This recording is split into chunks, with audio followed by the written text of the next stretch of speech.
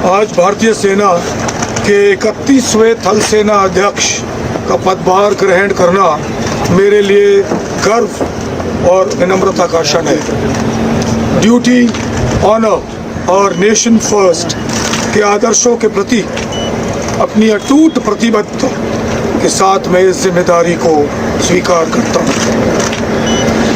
मैं माननीय प्रधानमंत्री जी और माननीय रक्षा मंत्री जी के प्रति अपना आभार व्यक्त करता हूं, जिन्होंने मुझ पर विश्वास किया और भारतीय सेना का नेतृत्व करने का ये गौरव और उत्तरदायित्व सौंपा।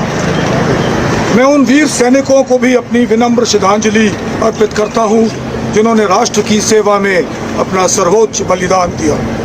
उनका साहस, कर्तव्यनिष्ठा और निस्वार्थ समर्पण आने वाली पीढ़ियों को प्रेरित करती रहेगी।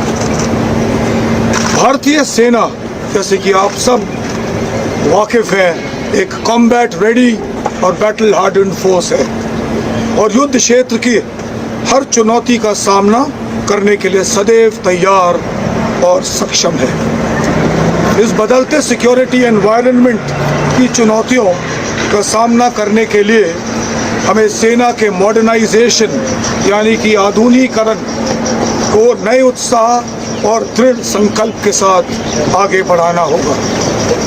हमारा उद्देश्य एक ऐसी technology enabled future ready army का निर्माण करना है जो हर तरीके से सशक्त हो और मल्टी डोमेन में ऑपरेट करने के लिए सक्षम हो।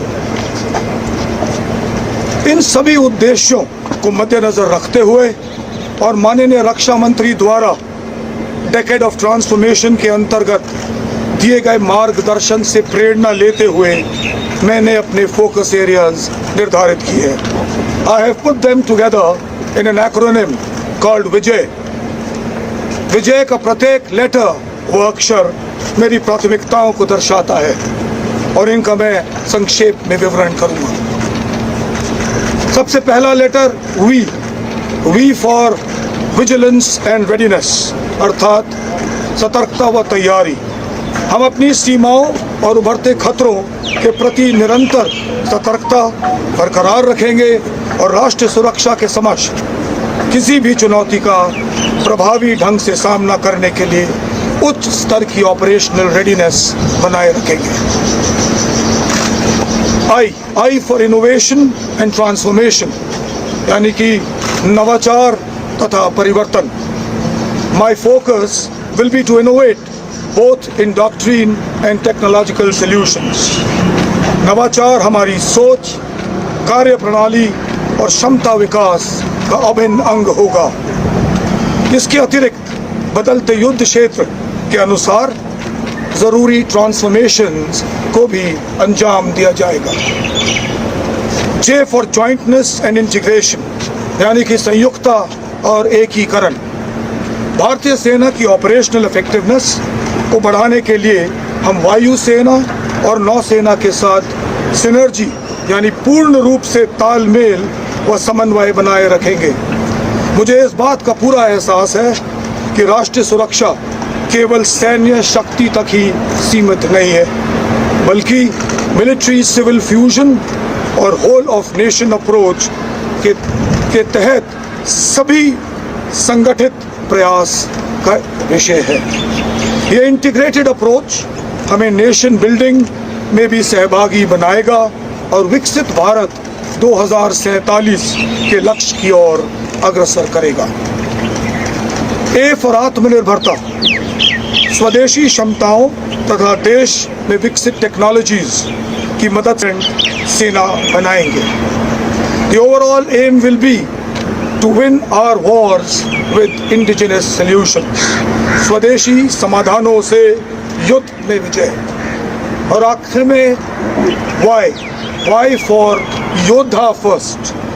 मेरी परिभाषा में एक अग्निवीर से लेकर सबसे वरिष्ठ वेटरन तक सब योद्धा है और ये योद्धा हमारी सेना की सबसे बड़ी ताकत है।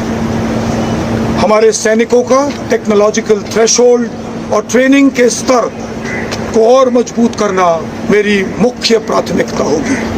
हमारे वेटरन्स और वीर नारियां हमारे सैन्य परिवार के अभिन्न अंग हैं और उनका वेलफेयर, एम्पावरमेंट और प्रोफेशनल ग्रोथ मेरे लिए अत्यंत महत्वपूर्ण रहेगी। आज इस अवसर पर मैं जनरल उपेंद्र द्विवेदी और अपने सभी भूतपूर्व आर्मी चीफ्स को भी नमन करता हूं, जिनकी दूरदृष्टि और नेतृत्व ने भारतीय सेना को एक सशक्त, सुदृढ़ और विश्वसनीय फोर्स के रूप में स्थापित किया है। इस मौके पर मैं देश के प्रत्येक नागरिक को भी आश्वस्त करता हूं कि भारतीय सेना देश की सॉवरेनिटी, टेरिटोरियल इंटेग्रिटी और राष्ट्र हितों की रक्षा के लिए हर प्रकार से तैयार है और हमेशा रहेगी। अंत में मेरा ये मानना है कि माननीय प्रधानमंत्री जी द्वारा सेनाओं के लिए दिया गया मूल मंत्र, जिसका नाम जय यानी कि जॉइंटनेस, आत्मनिर्भरता और इनोवेशन, मेरी प्राथमिकताओं जिसका मैंने विवरण किया, उस एक्रोनिम विजय की बुनियाद है और हमें पूर्ण रूप से हमेशा सफलता दिलाएगी।